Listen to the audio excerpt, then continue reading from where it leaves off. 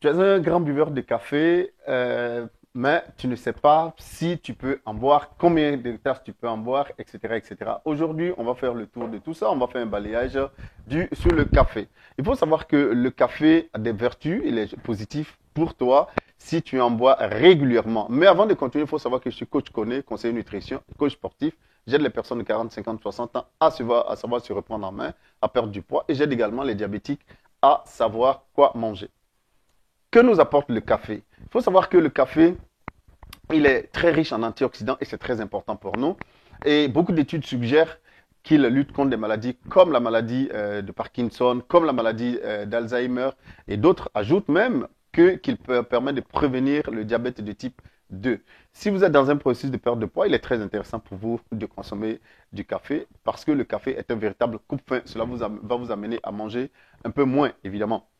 Et à côté de ça, il faut dire que d'autres études vont ajouter qu'il permet de donner un coup de boost, euh, disons, au point de vue intellectuel, parce que les personnes qui sont dans la production intellectuelle, il est démontré qu'elles ont beaucoup plus d'inspiration lorsqu'elles boivent un café pendant qu'elles sont en train de travailler. Donc, au-delà du fait que le café, il coupe le sommeil, il vous permet d'avoir plus d'énergie, regain d'énergie, va venir vous booster plus l'intelligence.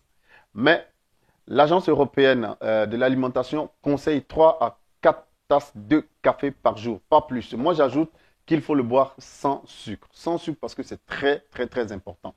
Il faut savoir à côté de ça que si vous buvez le café de façon exagérée, cela peut avoir un impact sur vous simplement parce qu'il peut être à la place des problèmes de tachycardie, il peut être à la place, n'est-ce pas, il peut créer des problèmes de tension artérielle, etc. Il peut être également à la place, créer des problèmes de maux de tête, il peut perturber votre sommeil. Si vous avez déjà un sommeil qui est assez perturbé, je vous déconseille le café simplement parce que vous allez avoir des nuits beaucoup plus agitées.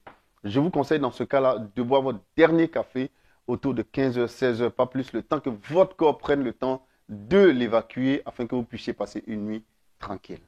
Si cette vidéo t'a appris quelque chose, n'oublie pas, like, abonne-toi